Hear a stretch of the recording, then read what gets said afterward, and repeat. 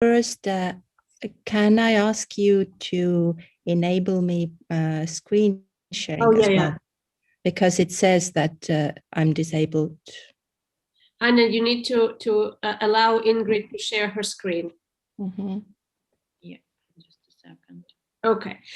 Okay, so hi everyone, this is Talk Curators, and this is our seventh online discussion, which is a part of the series Get Real, our online conversations with professionals from different disciplines about the housing question that we kind of explore and investigate from different perspectives. Very briefly, I'll just introduce Talk for those who has just joined us today. So Talk is a curatorial collective that was founded in St. Petersburg around now 11 years ago by my colleague Anna Bitkina and myself, Maria Reitz. So we call ourselves a nomadic curatorial duo that kind of doesn't own and never owned and never intended to own or run a space. So we see ourselves as this kind of, nomadic curators who land on different contexts, communities, sites, and institutions. And our practice is largely research-based. Most of our projects are long-term and are built on a pretty deep research process in which we try to also engage with different kind of knowledge spheres, because we also see our practice as this platform for generating knowledge, for combining knowledge, for mixing different kind of knowledge paradigms. This very online series is a part of our ongoing project Critical Mass, which main idea is to explore and analyze post-Soviet public space. The project is already in its 5th season, which is dedicated to housing and various aspects of housing policies in different countries. So we kind of zoom into different housing cases and housing strategies in different societies, in capitalist societies, neoliberal societies, socialist societies, and try to look at housing as this phenomena that affects all of our lives on a very global level. And this series is also an attempt to kind of investigate housing issues from a variety of angles, perspective, and lenses.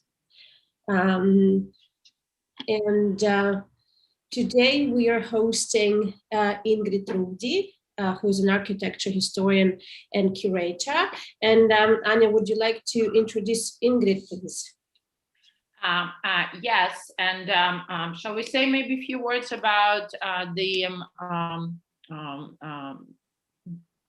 critical mass and the series of discussion, and if you want to add something to what I've said, please. Yeah, just want to just very briefly before we introduce Ingrid, and I just wanted to frame a little bit the today talk about, because it's part of today talk is a part of the series of discussion. It's called Get Real, and Get Real is a series of discussion about with the participation of different experts that are researching and interested in their different fields of knowledge about questions of housing and different forms of cohabitation, development of the public and private space, understanding preoccupied with understanding of the historical perspective on cities and urban territories, but also thinking about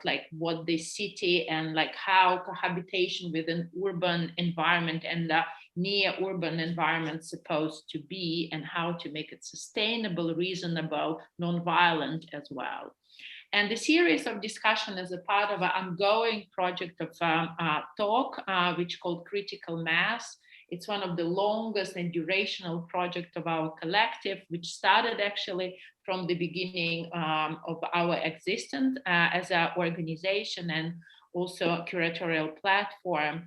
So the project is looking at the very complicated conundrum of combination or existence and interactions between citizens, local governments, different interests and different power structures that are connected to building up physical and also political urban environment, but also social. So all these different layers we're trying to unpack and analyze and understand through the lens of a creative and social practice. And we started, as I mentioned, the project from 2010, and every second year we are together with invited artists and historians and people from sociologists, architects. We're trying to zoom on very different aspects of life in the megacities, and we're taking St. Petersburg as a playground for this, or field of research. And we're also moving within St. Petersburg and looking at the very different territories of St. Petersburg. And naturally, the project divides into different seasons, and each season lasts for about 2 years. Sometimes we take longer period for research. So we work with different problematics, and now we're in the 5th season. And 5th season is this is when we would like to look at the problem of housing, and the series of discussions Get Real became some sort of possibility for us to accumulate existing knowledge within the field of housing question, but also it's an attempt for us to take this problem outside of disciplinary isolations and to take it out of sociology or urbanism or architecture and place it into the field of creative and contemporary practice. So I will stop now from framing, and then I will come to Ingrid, and whom we're very happy to host today. So Ingrid is a historian and of architecture based in Tallinn. She's holding PhD in dissertation in the field of which focus on the space of the Integrium, and she's teaching in the Institute of Art History and Visual Culture in the Estonian Academy of Arts, which she already mentioned. She's now sitting at and surrounded with walls of these historical buildings.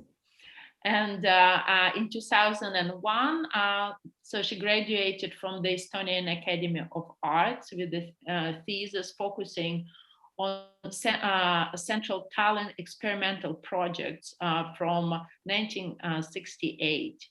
And her PhD she finished recently in 2020.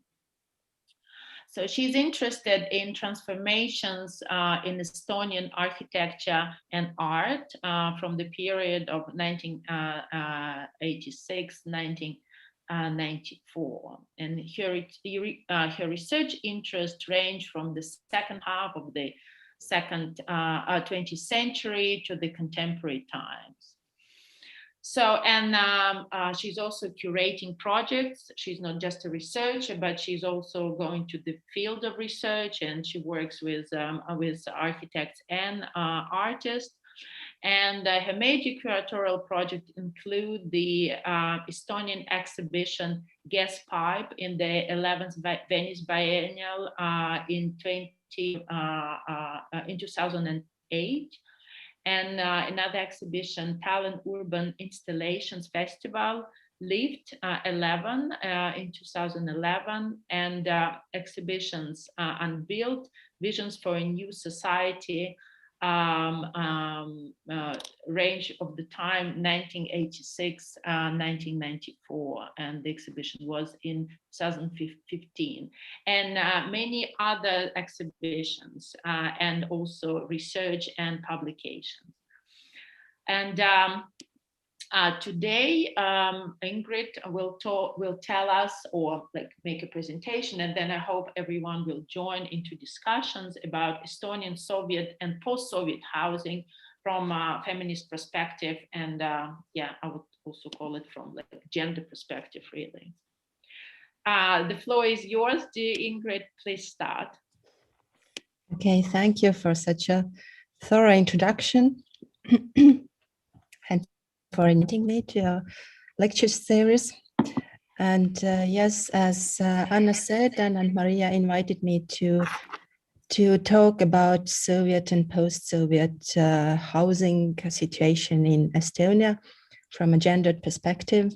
It's really a huge topic, and it has been very little researched in Estonia. And I would also say that the gendered or feminist perspective is quite lacking in the whole Soviet architecture research.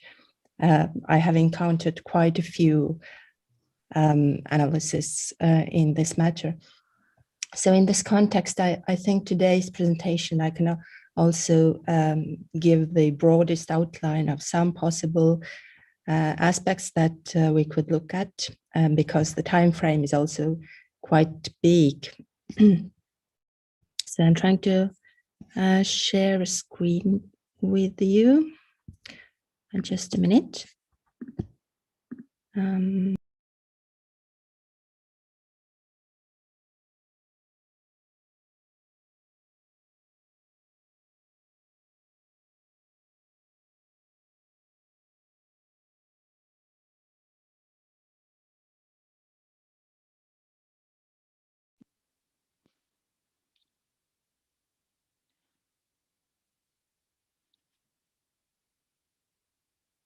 I think you switched off sound by accident. Yeah, now you're good.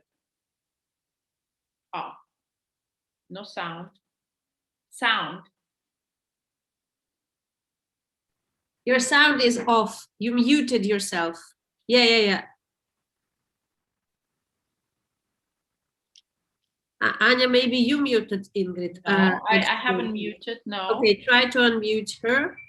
Well, I just see her microphone is off. Yeah.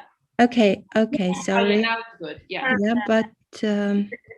but still I don't understand. Okay. Now I believe you see my screen and everything's fine, yeah? Yeah, everything is So yeah, starting from the beginning then. Estonia was annexed to the Soviet Union in 1940 and remained part of it until 1991. So it had to conform to the general all-Soviet policies of architecture and urban planning. So the developments and architectural discourses that were taking place in Estonia, they were fairly consistent with those of the whole Soviet Union, and I believe the most main tendencies are most likely familiar to you. The forcibly introduced pseudo-classicism of the Stalinist period was followed by a decree of abolishing the excesses of the Khruchchev thaw in 1945. I'm sorry, 54. And that meant decisive turn towards rationalization and industrialization of the building processes, and the development of standardized typologies for the cities and in the countryside as well. And also, similarly to the other Soviet socialist republics, industrial methods in mass housing construction were introduced in Estonia in the end of the 1950s. Although type design, it was not a completely novel invention, because smaller scale construction of type design houses had taken place earlier as well. The practice really got going from the second half of the 1950s. And one of the reasons was the official policy to enable a separate flat for each family, instead of the cramped communal apartments that was a widespread practice after the war. From the architecture side, that meant standardization. Initially, type design housing was constructed from all Soviet type designs that were adapted to local contexts like these ones here. The most common were 5-story buildings because anything higher than 5 stories meant requirement of an elevator, which would have made the construction quite expensive. So the basic unit was 5 stories high and small 2-room apartments. At first, these were constructed out of silicate bricks, then large blocks, and from 1960s on out of large panels. Soon they started to develop local standardized type designs, some of the most widespread being these 1-3-1-8 type. And they were really built in a large scale. Standardized construction necessitated uniform planning and rationally organized building lots for the most efficient industrialized construction, which required building on vast, previously unoccupied areas behind the existing limits of the city and unhindered by existing parametric urban structure. And naturally confirmed to, but also further simplified, the principles of free planning. From the end of the 1950s, the pioneering Mustama District, which I was showing the pictures in the beginning, was one of the very first large-scale housing developments in the Soviet Union. And this took on the role of an exemplary case, introducing the principles of new modernist housing, both in terms of planning as well as housing design. It was based on the system of neighborhood units, and the system was borrowed from planning ideology of Great Britain and was introduced at the 5th Congress of International Architects Union in Moscow in 1958. That meant that the core unit of planning was a neighborhood of 10,000 inhabitants centering around a school. Adjoining the school, there was a network of trade and service establishments.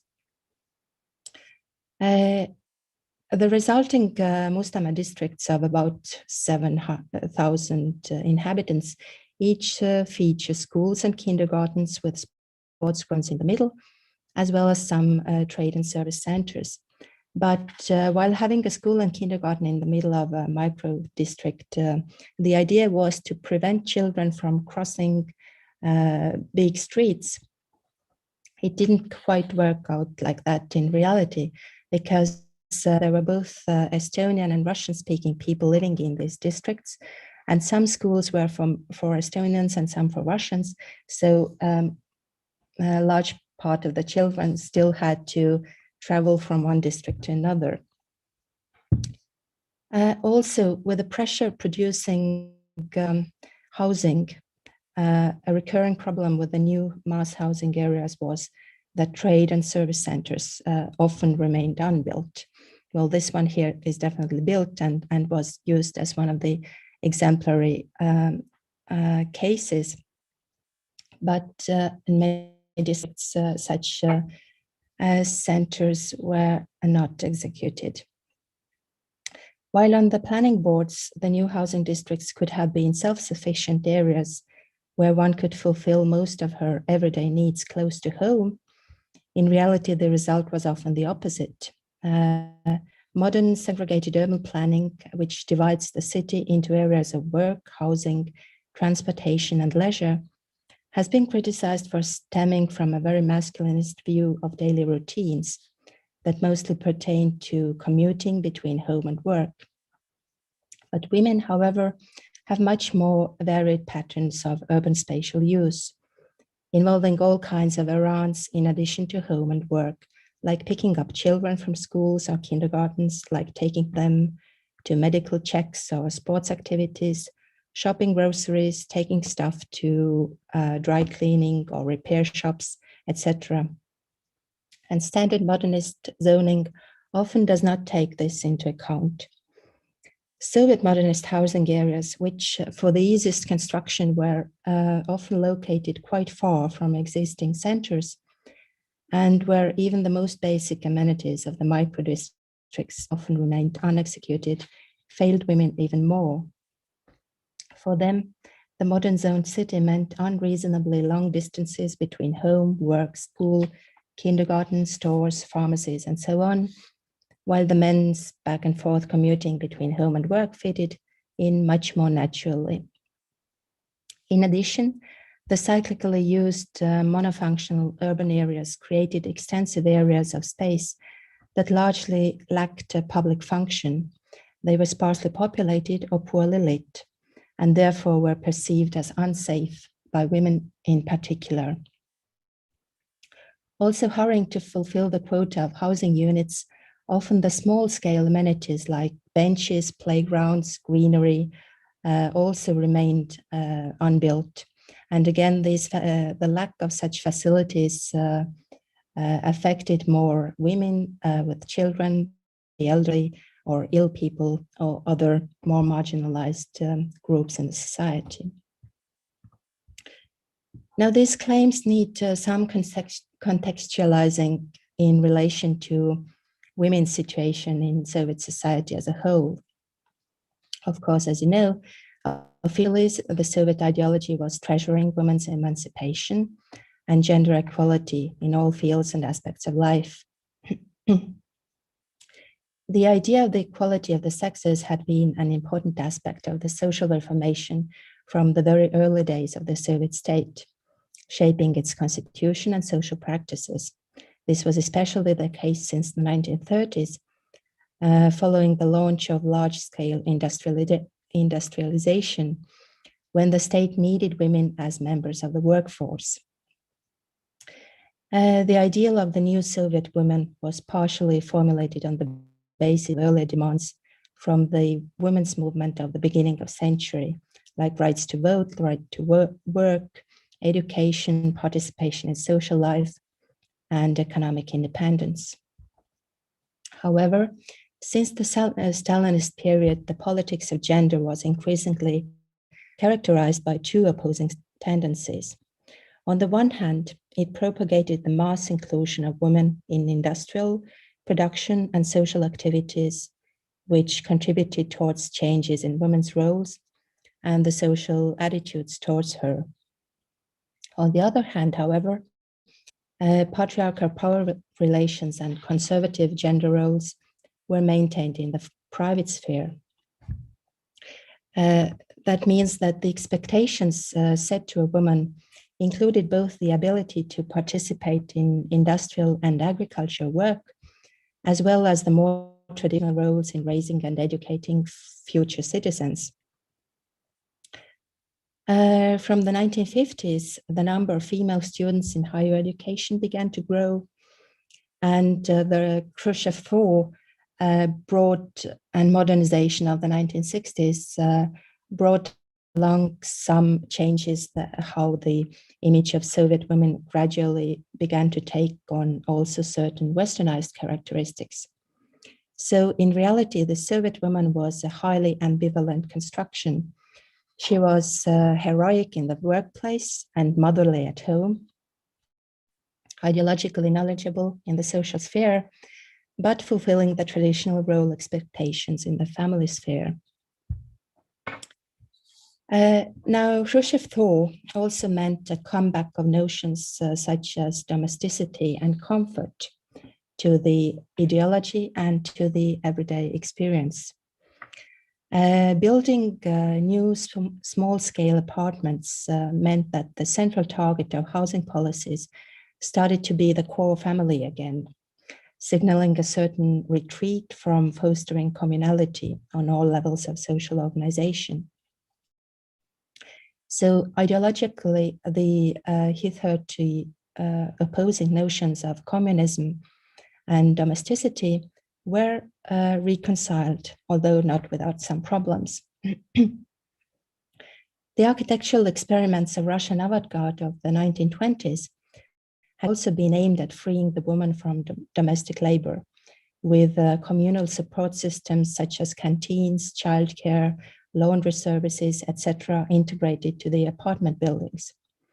But those attempts remained short-lived and never found their way to the mainstream of post-war Soviet housing policies. Under the conditions of the Cold War, criticizers of Soviet Union were often addressing the level of the everyday, pointing out that the Western lifestyle was much more advantaged in terms of everyday life for the ordinary citizen. Susan Reed has written that the family home and family kitchen were in the vanguard of America's Cold War effort to discredit the communist project in the eyes of the Soviet citizens. That was an opposition that got an anecdotal culmination in Khrushchev's and Nixon's famous kitchen debate at the American International Exhibition in Moscow in 1959, where they debated whose people had more comfortable life at home. If we are to believe the response in media and the visitors' books of the exhibition, the abundance of American consumer goods was received with skepticism. In August 1959, a Soviet journalist from the Russian newspaper Izvestia wrote that the ideal kitchen was nothing more than a gilded cage. It was ideologically inappropriate because it was designed not to help the working woman achieve self-realization, but to compensate the middle-class professional housewife for her lack of a place in the public arena.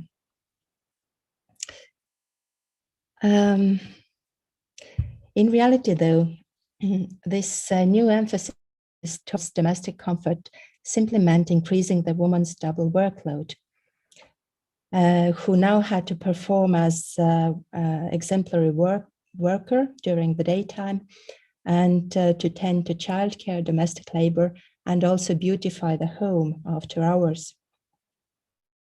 The comeback of the traditional values of homemaking was reflected in magazines, which started to educate women in the issues of good taste and rational interior decoration and housekeeping, like this one here, which very much resembles the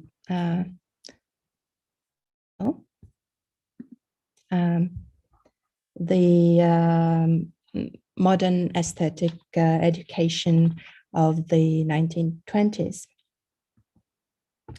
In Estonia, there was a magazine called Kunst ja Kodu, Art and Home in translation, which was published from 1958 till 1990. That was highly influential in educating people in all matters of contemporary modernist home furnishing and housekeeping. It had a big print run, 250,000 for a population of 1 million. And the magazine offered general ideas and examples, as well as precise projects for do-it-yourself with detailed drawings. The idea of the magazine relied heavily on the pre-war tradition of home culture magazines and continued the modernist project of intervening the private sphere with professional, rational, and scientific know-how. The instructive articles, model solutions, and do-it-yourself projects, they were contributed to by Estonian top designers and interior architects of the time. And they were focused on simple solutions, geometric and streamlined forms, and easily obtainable materials, teaching people how to adapt to these new modernist mass-produced apartments. The tested projects range from smaller scale, like constructing pieces of furniture, to occasional larger scale, like how to build a garage or a garden cottage. Well, here is how to construct a bar to your home and how to build a garage. On the one hand, all this was in the name of aesthetic education of the masses, but on the other hand, it reflected the specific Soviet do-it-yourself culture that was resulting from a chronic deficit of all kinds of consumer goods. And while this magazine was primarily aimed at female audience and many propositions for interior amendments and projects were meant for women to execute, at the same time, such larger scale do-it-yourself projects like building a garage or a greenhouse certainly needed masculine manual skills and were targeted at men. contributing also to the traditional division of labor and family roles. This strong do-it-yourself tradition also relates to another aspect of Soviet Estonian housing, the building of private houses that resumed quite soon after the war and continued steadily and increasingly towards the 1980s. This phenomenon was not so common in the other Soviet states, where private houses were allowed in the countryside for the members of the kolkhozes, but in the Baltic states, the practice concerned urban areas as well. Building of private houses was allowed to alleviate the chronic housing shortage and to make use of people's eagerness to improve their living conditions. In Estonia, it was certainly welcomed as an opportunity to redirect creative energy towards the private sphere as a kind of counterbalance to the realities of occupation. Sometimes it morphed into years-long construction activity, and occasionally it was seen as a resistant outlet in a restricted society.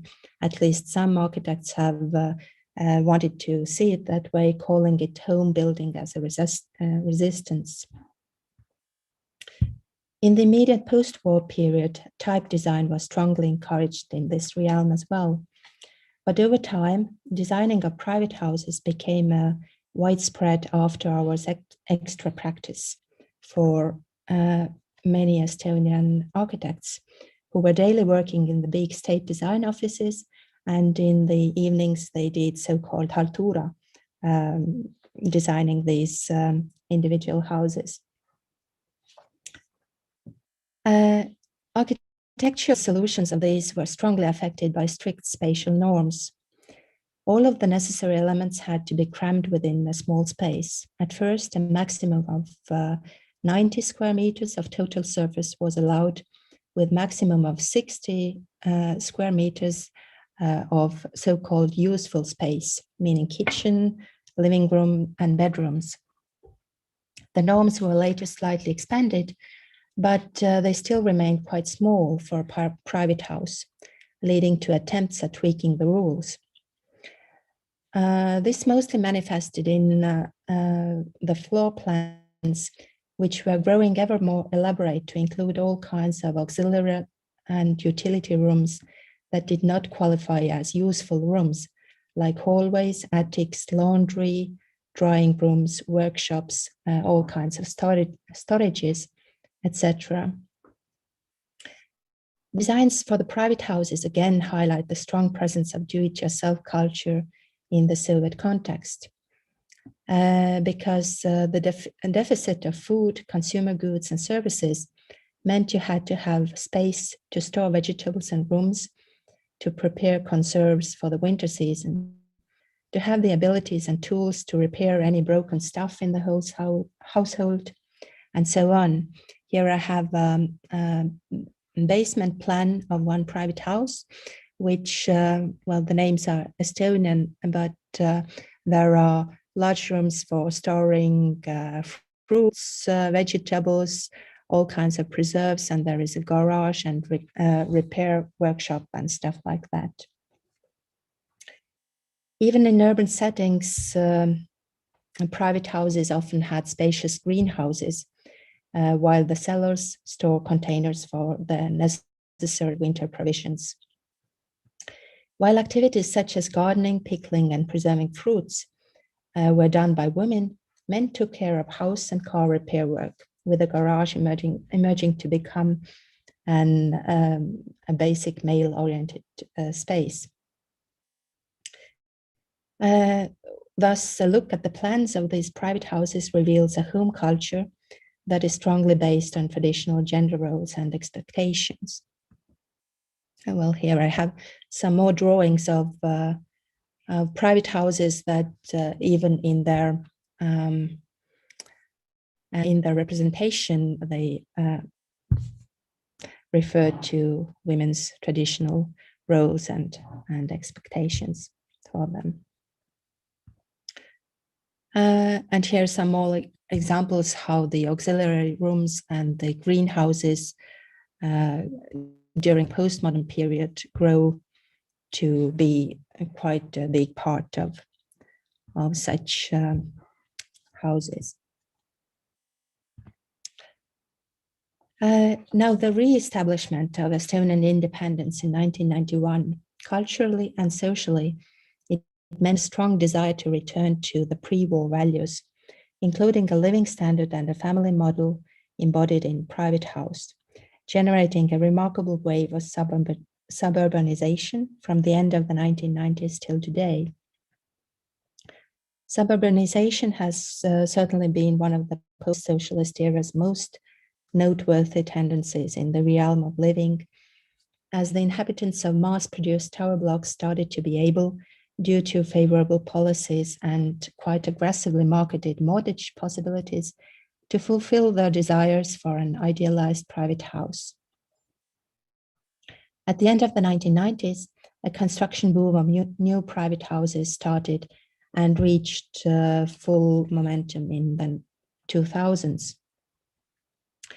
Economic and political means strongly encouraged private ownership over rental. The privately owned one-family house, which was favored politically and economically, gave rise to many monofunctional suburban environments of sprawl that reproduced traditional gender roles. In this respect, influences of economic, political, and cultural aspects converged. Promoted as child-friendly, the suburban house demanded a much greater contribution of domestic work than urban apartments, and was much more likely to promote a family model in which the man works outside the home while the woman stays at home. The managing of the suburban home demanded more time and effort than an apartment in the city, tasks usually falling upon women, and the lack of public transportation necessitated ownership of a car, but primarily the car was used by the male breadwinner commuting to work. At the same time, the much prided national mother's salary policy meant that a woman was eligible for paid maternity leave up to 1.5 years, providing that she would not be engaged in any kind of part-time work. And pay continued if she delivered the next child within 3 years from the birth of the previous one, promoting young women's prolonged staying at home, but also keeping her off the job market and rendering her ineligible for a mortgage of her own or devoid of means of renting her own place. Thus, the spatial, social, and economic factors intertwined in a way that put mothers of young children into dependent position. In addition, urban sprawl tends towards homogeneity, promoting uniform clusters that contribute to a society where everybody spends her life in her own bubble of like-minded people with similar social, ethnical, and political background. Neighborhood residents are likely to have similar economic backgrounds, and children in these newly established suburbs populated with young families tend to be more or less of the same age. People who are in poor health, unmarried, or live non-normative lifestyles are unlikely to gain access to such areas. Regarding the houses, despite profound changes in social conditions and standards of acceptable behavior over the last century, the spatial layout of suburban dwellings has changed remarkably little. The suburban home, regardless of whether it's a catalogue house or outstanding architecture piece, is a stalwart of conventional spatial arrangement, with the living room, dining room, and kitchen making up the public area, and the married couple's bedroom and children's room making up the private area. If there is a study, there is usually just one meant for the male part of the family. The kitchen and the living room have been joined in recent years. It may be seen as a reflection of the explosion of the foodie culture, in which food has become linked with socializing and entertainment. However, a servant's room or a servant's cottage has largely become a thing of the past.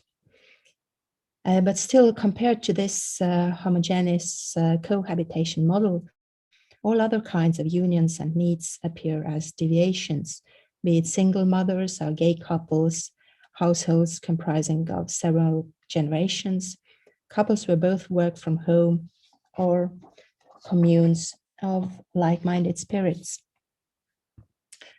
Architecturally, suburbanization has also given some remarkable results in outstanding designs, from neo-modernist minimalist aesthetic being favored in the 1990s to some more differentiation in terms of design influences ever since. It is remarkable that in the last decades, the majority of Estonian so-called progressive architects have greatly prided themselves for the quality of design of private houses, presenting it also as a remarkable phenomenon of its own at the Venice Architectural Biennial in 2011. The exhibition claimed that the percentage of private houses built according to a unique design is far higher in Estonia than in average Western European country, failing to see the fact as a signifier of great elitism in terms of housing.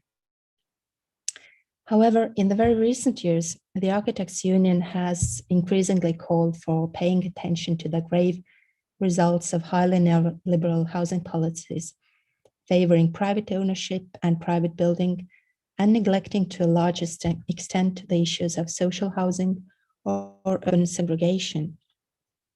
Because in spite of all the efforts in private building I was talking about, the majority of Soviet housing heritage comprises of large-scale, mass-produced residential districts that are increasingly turning into cheaper and less desirable neighborhoods.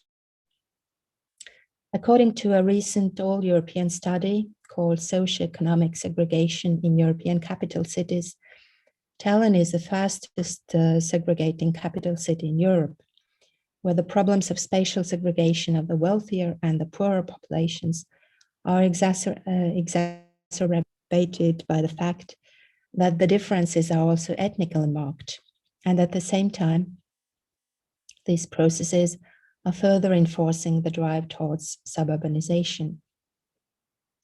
The city governments, especially in Tallinn, have done quite little to alleviate the economic inequalities, and the small amount of social housing that has been built is located to the areas that are already less desirable, accelerating social encapsulation.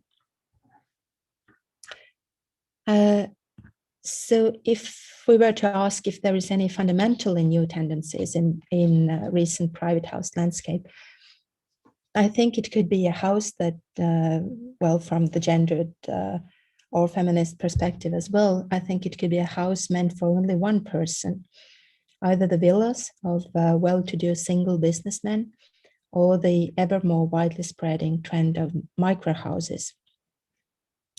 As a social norm, the separate phase of living on one's own between leaving the childhood home and creating a home after marriage is not a very old phenomenon at all.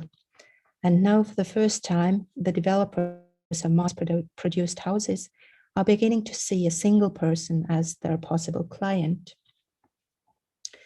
The individualism and nomadic and flexible way of life that is expressed in the modern single age may, from the perspective of spatial solutions, lead to quite ascetic solutions catering to a minimum existence, where the home only fulfills the most basic functions and all the working and social life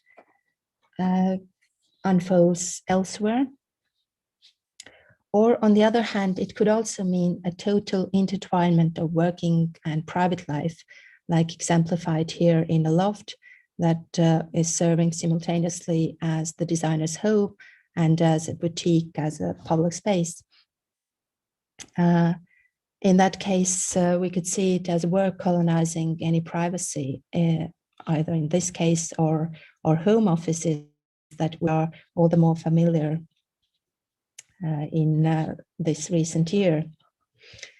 And well, this of course is not the danger in spaces of single occupancy only, because when homes become psychologically compressed to simultaneously serve as an office, a classroom, a cafe, a workplace, and a home, it tends to rob the most of privacy and control from those who had the least of it in the first place, or the women. So to conclude this quite a brief and generalizing overview, I think I would say that housing is a very traditional realm, where if we are to look at it from the gendered perspective or from the perspective of spatial use, spatial control, normatives, and power.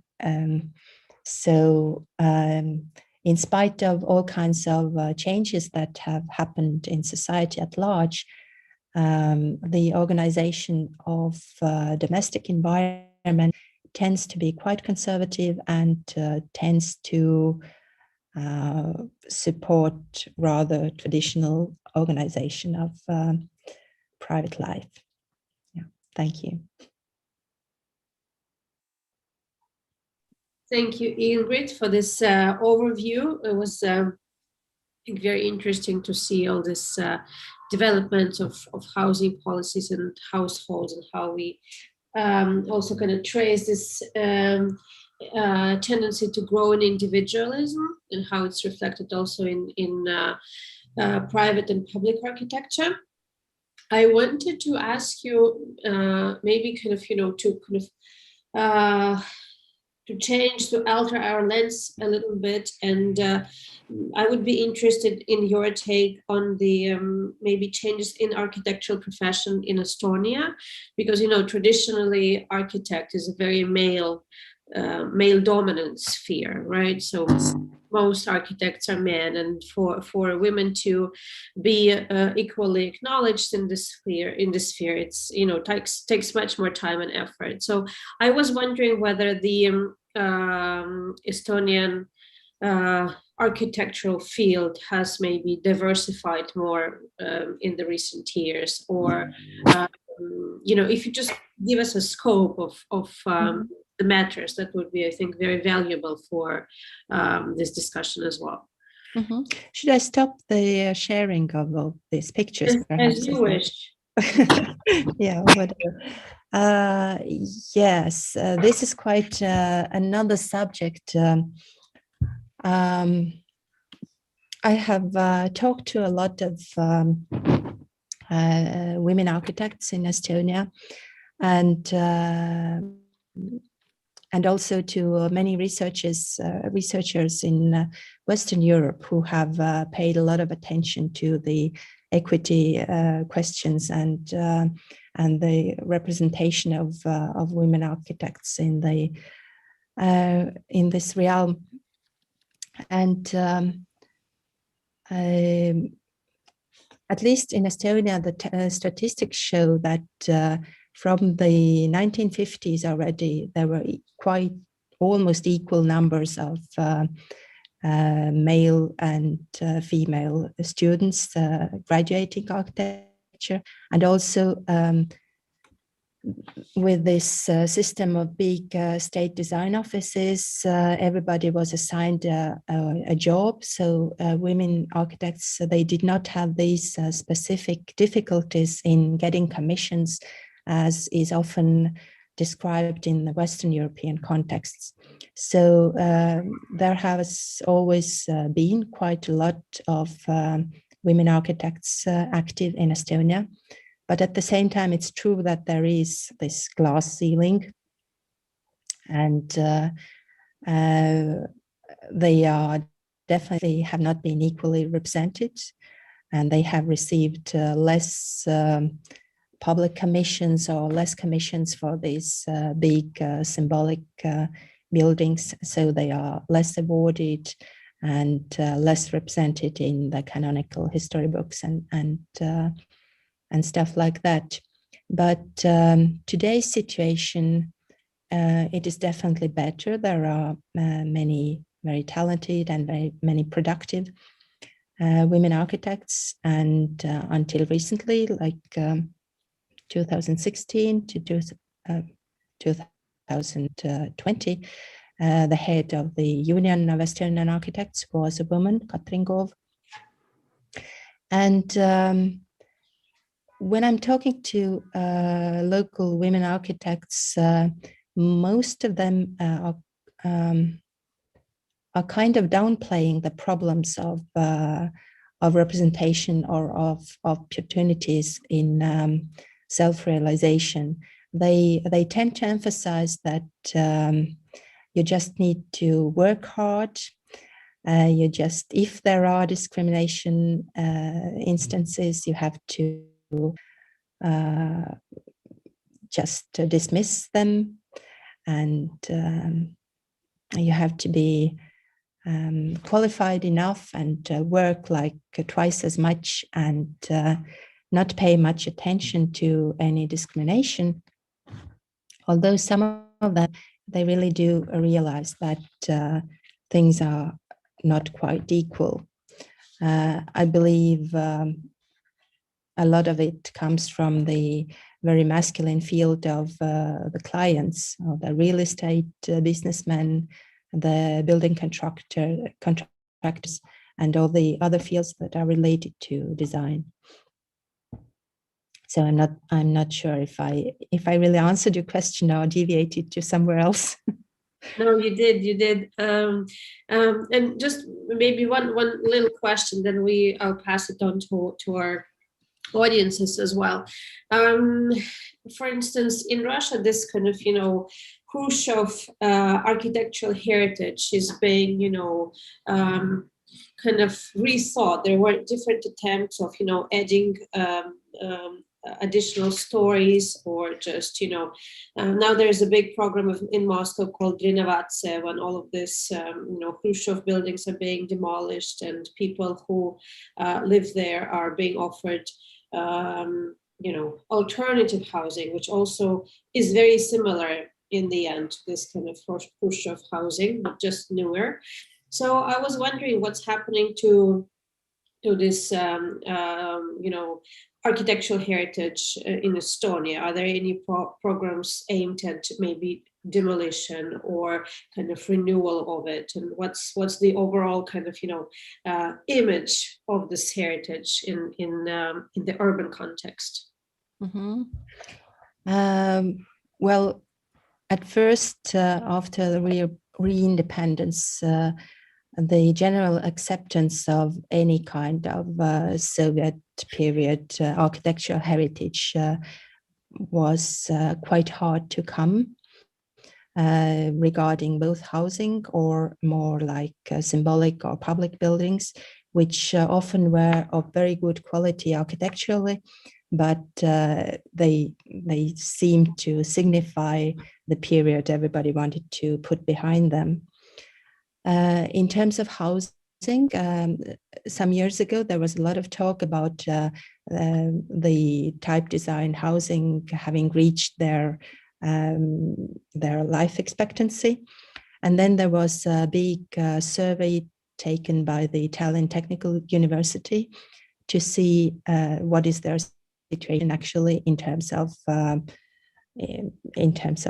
possible repairment or demolishing. And they concluded that most of these buildings are quite okay for quite a lot of coming decades. Many of these buildings have been, how do you say it in English, insulated additionally, which of course alter their outlook often. And well, there are better and there are worse examples. Then there are problems that people want to change the interior layout of the apartment plannings, and usually the problematic aspects are the same. So they tend to cut down some interior walls, and they tend to do it in the same places of the apartments that are on top of each other. But fortunately, at least so far, it hasn't resulted in any major accidents, although it is very hard to survey what do people actually do inside their apartments. Regarding the largest housing district, Lasnamäe, or there have been some speculations about how anything should be demolished there, but this does not seem to be happening in practice. In practice, actually, the opposite is true. They are continuing to build there. They are continuing to add new housing blocks that fill in some void areas that had remained from the Soviet time planning. These buildings are, well, type design again, although they are just smaller scale and perhaps better construction quality. But it seems that they are selling quite okay. So I don't see the neglect of such kind of housing areas in any near future. Thank you very much, Ingrid. We're collecting a few questions from, can you hear me? Yeah. Okay, so we're collecting a few questions from the YouTube and also from chat here. So there is a quick question about whether you know about the need of the space of per square meter per person in Soviet. So how it was calculated and whether females, like women, participated in that kind of measurements or understanding how many meters per person are needed.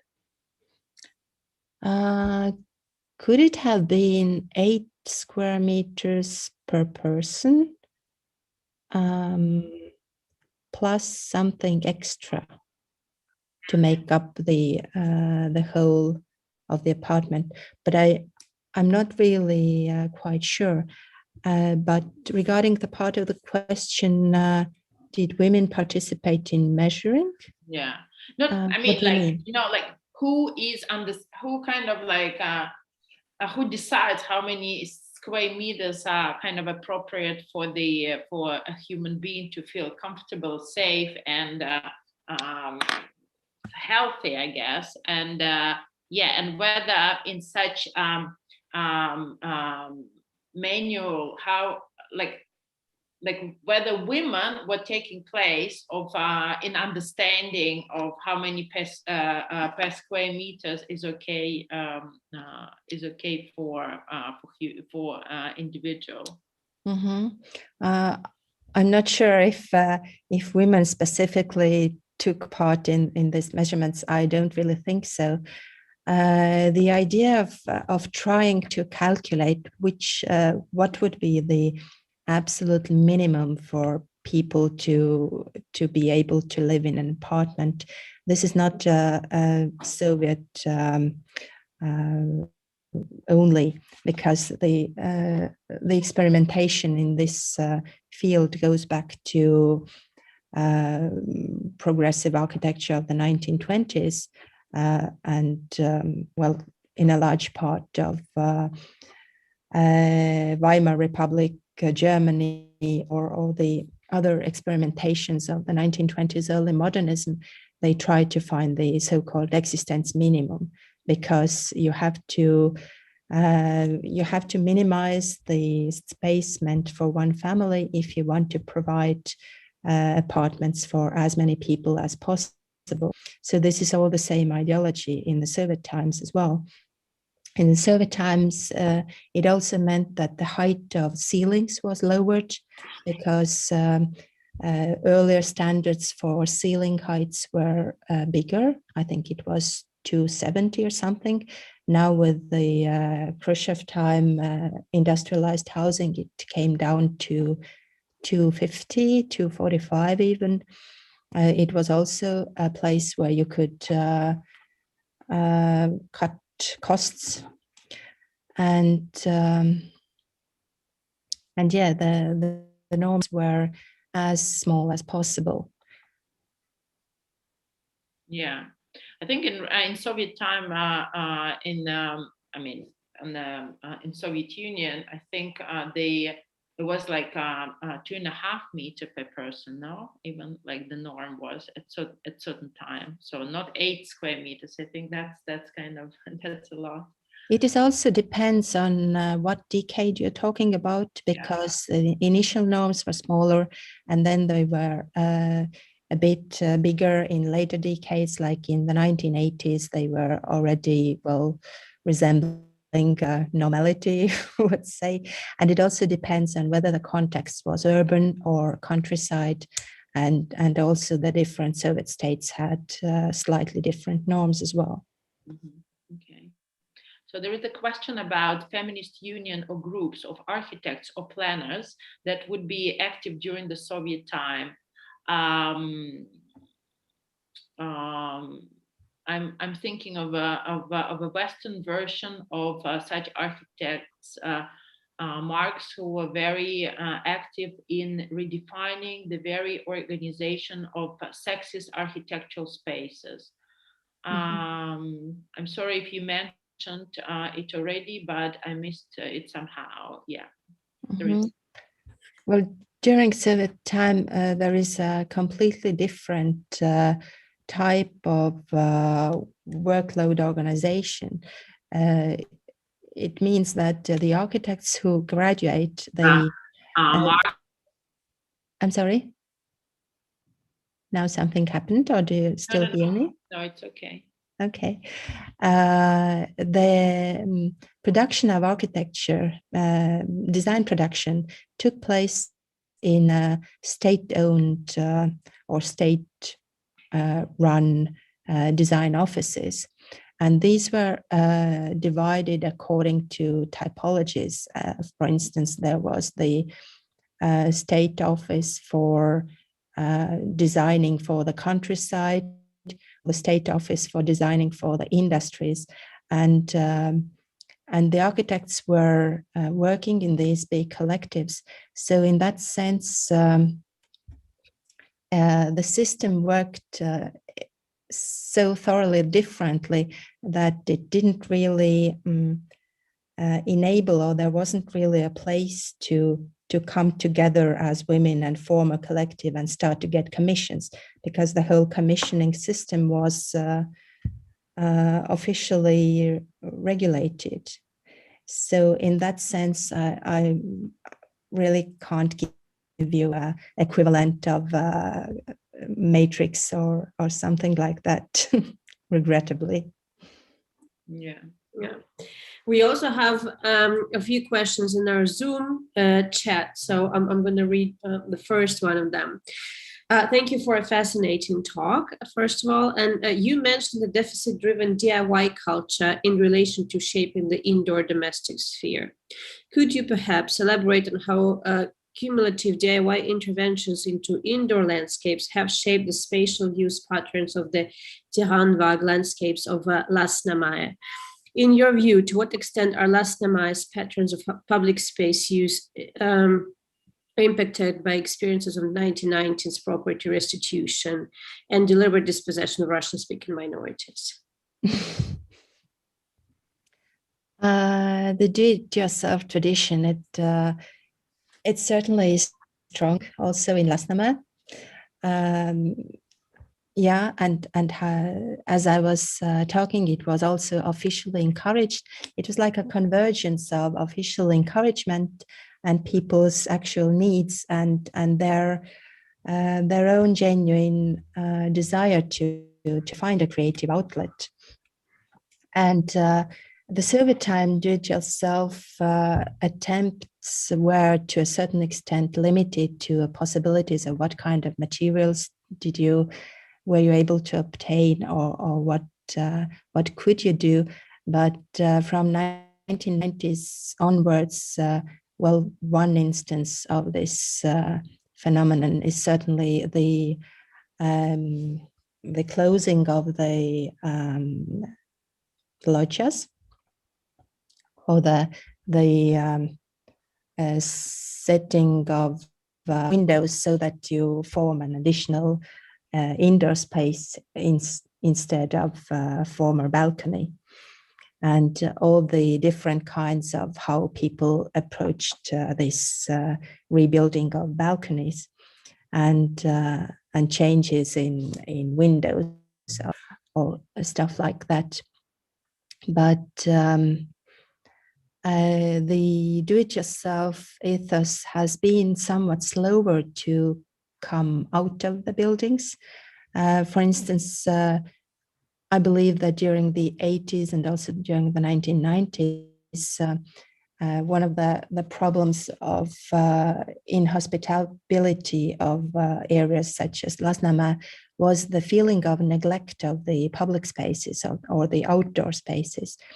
And it has taken time, but by now there are several initiatives like urban gardening, or people are really extending this do-it-yourself practices to the outdoor space as well, which I think is a very welcome approach. And what was the last part of the question? Is it somewhere here? Yeah, it's in the chat. If you open it, you'll see it. It's the first one. Yeah, That's definitely. I think it's definitely impacted by this property restitution, because people were able to during the time they were not owners, they were so-called renters, but from the 1990s on the situations changed and they were able to privatize their apartments, which means quite a different relationship to the property. And also I think it contributes positively to a relationship towards this public space around the houses as well. Yeah, and there is a question about accessibility in Soviet architecture for people with special needs, and whether there was like some ramps, elevators, yes, pathways, considering people who were wheelchaired, on crutches, etc. Was it any regulations about it? Almost no.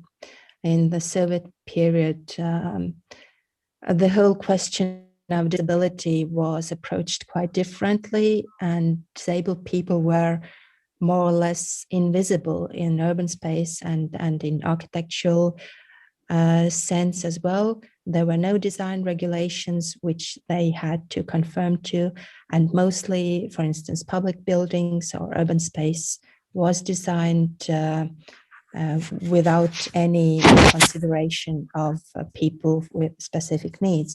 For instance, when I think it was 1986, when there was a film made by Hagi Shane, which is called Ratastooli Dance. It's a dance of the wheelchair, which for the very first time, I think even in Soviet Union, made a public broadcast about how people actually live their everyday lives when they are in wheelchair. And it was a huge sensation because it brought these people out into the public and generated the first instances of discussion about how they could be incorporated. In a design sense, I really don't know about the exact year, but the requirements of adding ramps and other facilities for the disabled people to get access, they came with adjusting the Estonian design legislation with the European Union legislation, which we joined 2004, but I think the law adjustments came a bit earlier, but not much. I would say end of 1990s, when it started to be compulsory to look at the design from that sense, that angle as well. Yeah. Yes, disability was hugely stigmatized in the Soviet Union. So I think this, invisibility of people with disabilities were also very obvious in architecture, and there was this rumor that there are no people with disabilities in the Soviet Union. So whenever people from other countries would come, they were very surprised with the fact that they would not see any people with disabilities in the street, because no public spaces were also, of course, prepared for their, alternatives kind of ways of exploring and, navigating through the city. And it is slightly changing, but, I think quite slowly anyways. Another question, yeah? No, I just wanted to say, like, unless you have like a relative who is disabled or someone is living next door, so you're not encountering with problems of people with special needs. And but I think it also comes to, like, I don't know, like temporal immobility, like mothers with push carts, or kind of like when the space is absolutely like not providing you with the possibility to go through the city, on a bigger distances, right? Like with the subway or public transport, which sometimes overcrowded. And I think I'm just curious also, maybe Ingrid, you can comment, what is your take on how like a post-Soviet public space and infrastructure being adaptive towards a new EU law, and whether Estonian architects or city planners being able to be sustainable towards or like build around or work around the Soviet blocks. Like to create zones, like more comfortable, more inclusive zones for different social groups of different age and different abilities. Mm-hmm. I think this depends more on the willingness of the municipalities than the abilities of the architects.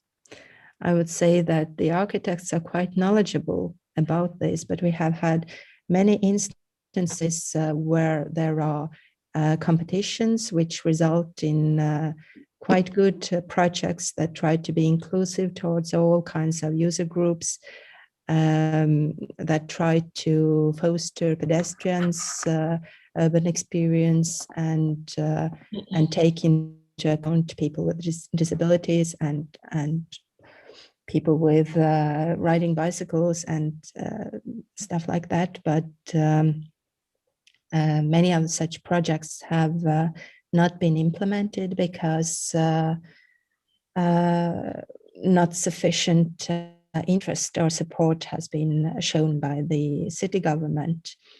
For instance, there was this attempt to a project that was called the Main Street of Tallinn, that wanted to modernize one of the main roads, Narva Road in central Tallinn. Or there are problems also with in Kalamaja, where there are projects going on that have taken a lot of time. So, yeah, I think the architects are quite knowledgeable and quite progressive in these senses. And whenever open competitions are being held to offer new solutions, these projects look good on paper, but the implementation to reality is often more problematic, and the car-driven view of the city life still tends to prevail. Yeah. There's another question about the connection with the movie of Chantal Akerman, Jeanne Dielman. So at some point, I'm reading the question. At some point, I thought of the movie by Chantal Akerman, Jeanne Dielman, 23 Commerce Quay, 1080 Brussels. So my concern is if you could elaborate through the idea of the void, which could be considered as something of losing agenda. somehow when you think is taking place not only as thought but history. I'm not sure I understand the last part of the question. I'm not sure as well, because I know the movie, but I haven't seen it. So could the person who asked the question specify a bit what he means by losing a gender? Sasha, maybe you could just explain a little bit. Sasha Sidelnikov, the author of the question. Can I use my voice? Yeah. All right. Okay, so like if you remember you don't remember, do you remember the movie by Chantal Akerman, which is I'm talking about? I haven't seen it, sorry. Okay, all right. So that's the movie about the lady who is actually like from day to day considering herself in a basically condensed place when she's thinking like something's actually happening with her without happening at all. So at some point she thinks that she's actually like losing herself within her basic environment. And also it's a kind of controversial question because Chantal Akerman, she has been considered as a feminist writer and director. Nevertheless, she was all the time denying it. But also, it's like a couple of days ago, because I'm following the conversation, like, wait a second, I'm just gonna place my video, otherwise we're talking with something like, I don't want to be a ghost. I just was writing this article about the idea of the memory at some point when the memory is actually like it somehow could be comprehended of something which is actually will be good to be loose, or something that you can actually be extended by the history, etc., etc., depending on the actual society which is considered, how the actual history could be considered as. So that's why like the idea of the void, it's maybe like it's concerning me so much because I'm a big fan of the something which is actually losing, but it was something which is actually being presented by. And coming back to the idea of the social housing, for instance, I'm sorry, I'm not maybe trying to read it through the explicit feminist approach, but still my concern is if you could, like, say something about the idea of the actual void, which could be considered like in between of the actual building, for instance, and the society which is building this building, and also within the somehow the people that are guarding, like for instance, between of those two buildings by building those societies. Do you understand what I mean? Or I'm talking like too much abstract? So like, okay, coming back to this movie. Okay, all right, to the Jane Dillman, because her main idea was that she's actually like, somehow the person who could actually be somehow a present voice of her house, but then somehow like she's losing her voice via certain didactic strategies through the house. And that's why like she's kind of, losing her agenda all the time through the, while she's actually keeping her movements going on through the house. That's why I thought like maybe if you could think something like, for instance, the idea of the architecture of like not just keeping a certain memory, for instance, but the idea of the architecture, like as you said, from the feminist perspective, as something that which is going to keep the agenda of a certain like perspective of it, right? So that's why like for me, like why this movie is so emotionally important because you see how the person is actually living her life, because it's her, in the ideal kind of condensed world, but somehow losing her gender through the entire movie until the end. And she's actually like, she's acknowledging by how she could actually lose her idea of the gender through the very basic, let's say, movements. For instance, she is losing a spoon, or like something is going beyond her conventional perspectives. Mm-hmm. So, and that's why like you're considering herself like not being just a mother, but just like a gender speaking person who is like losing her personality through the idea of losing the idea of what house means, and like from how she's actually losing her history, and like somehow like how she's actually losing the idea of the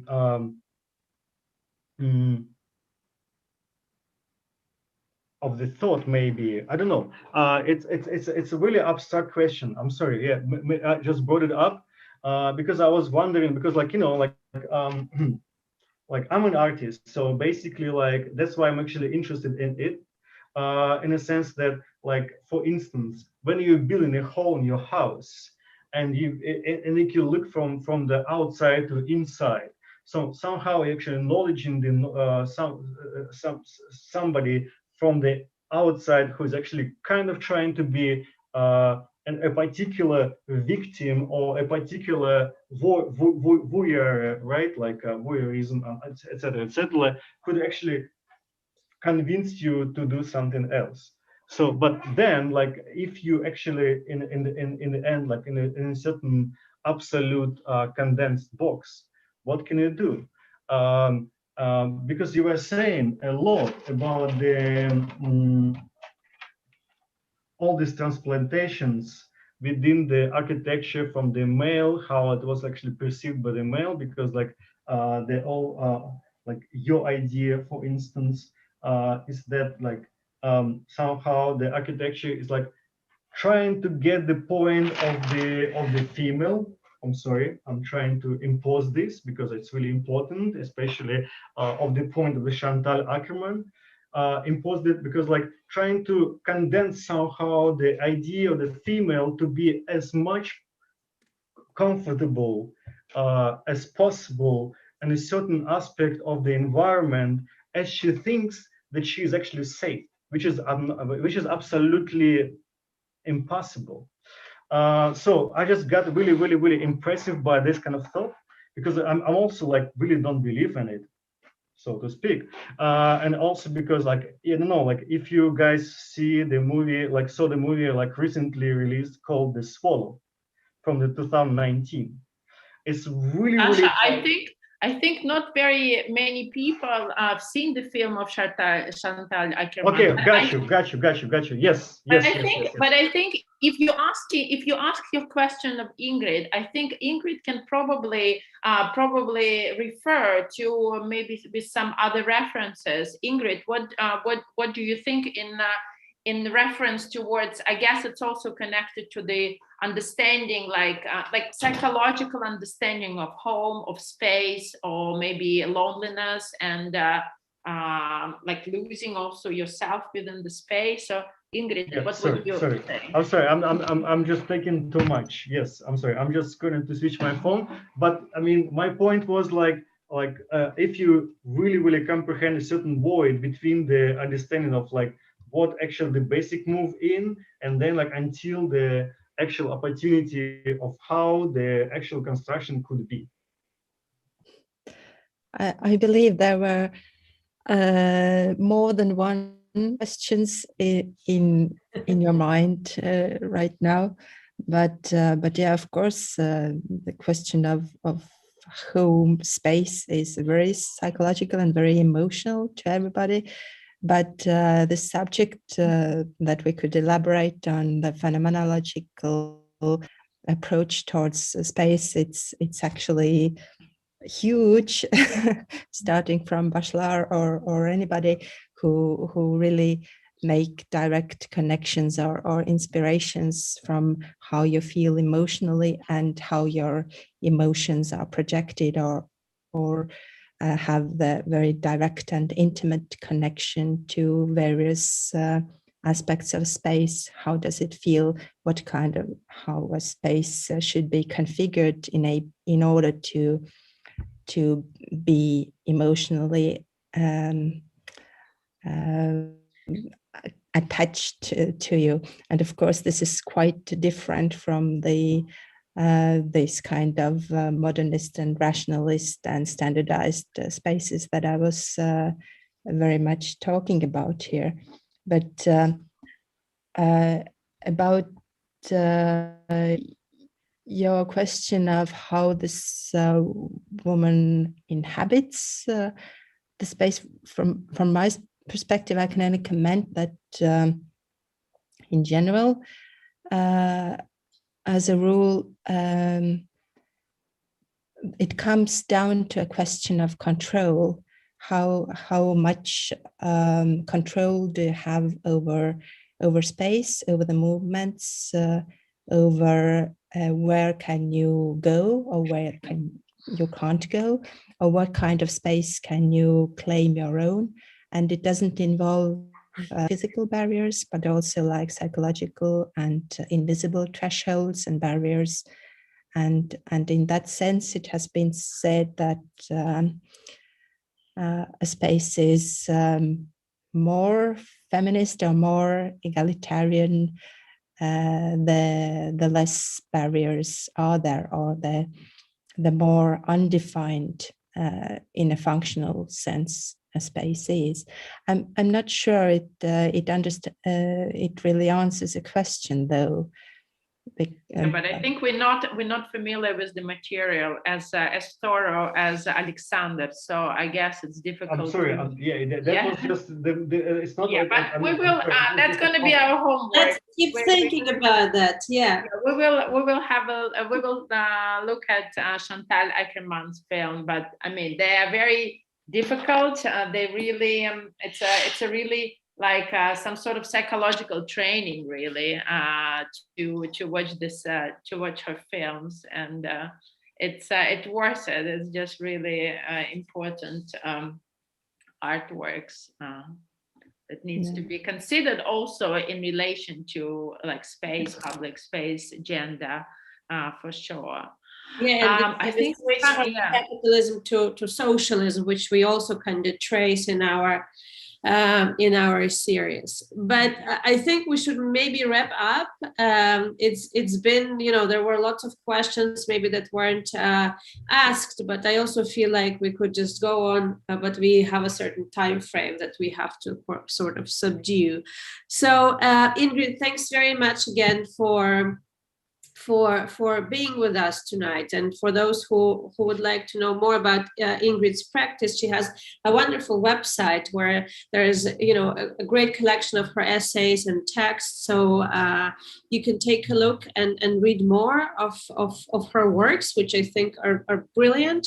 And maybe some of the questions will be answered through exploring her further practice. So Ingrid, thanks very much for joining us. And I also wanted to say that we're actually staying within the Baltic context, because our next meeting will be with an artist from Riga, with Mattis Gross-Kaufmanis, and he will be discussing the architecture of an individual in context of political shift in the 20th century East Europe and today. So he will kind of trace the recent history of the individual apartment and its function as an object of a social contract, a unit of economic exchange, and most recently as an immunological bubble, as it has become during the COVID time. So looking forward to, continuing with also this, themes that we kind of raised today about this emotional experiences related to architecture and kind of individual and collective